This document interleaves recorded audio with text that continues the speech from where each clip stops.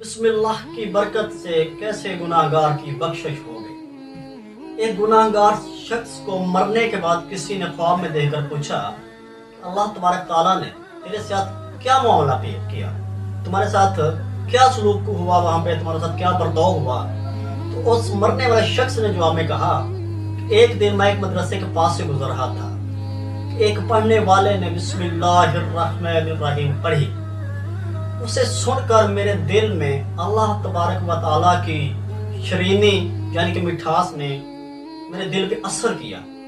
بسم اللہ الرحمن الرحیم کی جو لذت تھی نا، اس بندے کے دل میں گھر کر گئی، اترتی چلی گئی، اترتی چلی گئی، اترتی ہی چلی گئی۔ اسی وقت اس نے سنا کہ کوئی کہنے والا کہہ رہا تھا کہ ہم دو چیزوں کو جمع نہیں کریں گے، ہم دو چیزوں کو جمع نہیں کریں گے۔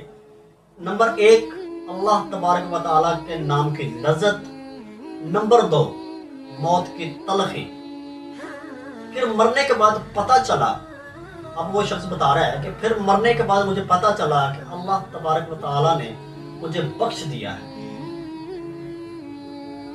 صرف بسم اللہ الرحمن الرحیم کی جو برکت تھی نا، اس کی وجہ سے اس بندے کی بخشش ہو۔ صرف اس نے سنا، جب اس نے سنا اللہ تبارک تعالیٰ کا نام، اس کو بسم اللہ الرحمن الرحیم کی جو مٹھاس تھی، جو لذت تھی، جو ذائقہ تھا، اس کے دل میں گھر کرتا چلا گیا، گھر کرتا چلا۔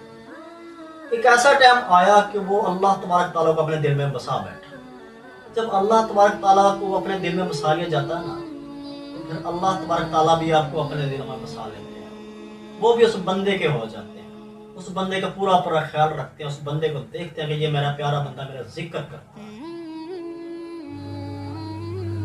تو یہاں پہ کچھ چند اشعار ہیں۔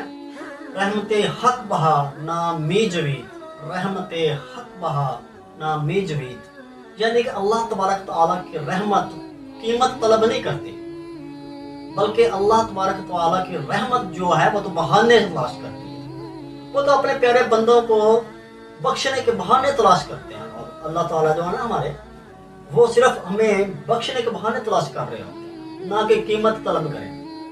اللہ تبارک تعالیٰ کی رحمت جو ہے وہ ہمیشہ ہی ہماری تلاش میں رہتی ہے۔ شریعت الاسلام میں ہے کہ اگر کہیں زمین پر کوئی ایسا کاغذ یا ٹکڑا پڑا ہو، یا ایسا کوئی کاغذ پڑا ہو جس پر بسم اللہ الرحمن الرحیم تحریر ہو، تو کوئی شخص اس کو ادباً یا ادب کی وجہ سے اس کو اٹھا لے، اللہ تبارک تعالیٰ اس اٹھانے والا جس نے وہ بسم اللہ الرحمن الرحیم جس کے اوپر تحریر تھی وہ کاغذ اٹھایا، اللہ تبارک تعالیٰ اس شخص کو اپنے دوستوں میں شامل کریں گے، اور اس کے اوپر جو اس کے والدین فوت شدہ تھے، فوت ہو گئے تھے، ان کے اوپر اگر عذاب الہی تھا، اللہ تبارک تعالیٰ اس کی برکت سے اس کے والدین کے قبر سے عذاب بھی ختم کر دیں گے۔ سبحان اللہ، کیا پیاری پیاری بات ہے، کتنی ہی پیاری چیز ہے۔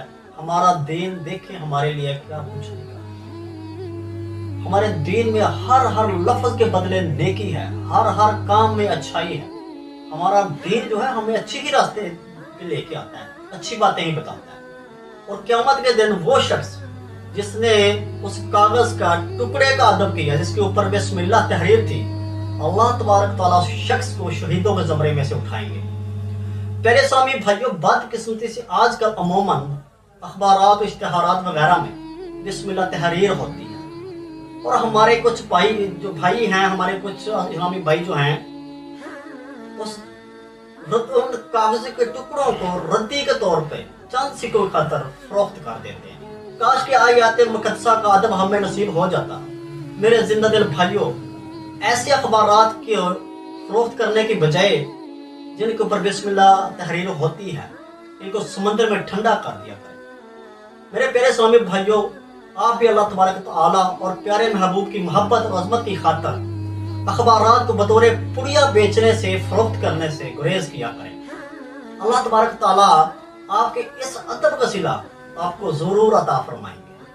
چھوٹا سا لفظ ہے، کیا خوب لکھا ہے، با ادب با نصیب، بے ادب بے نصیب۔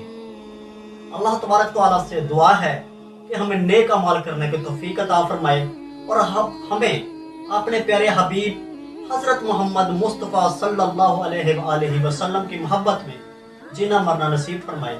آمین ثم آمین. Yeah.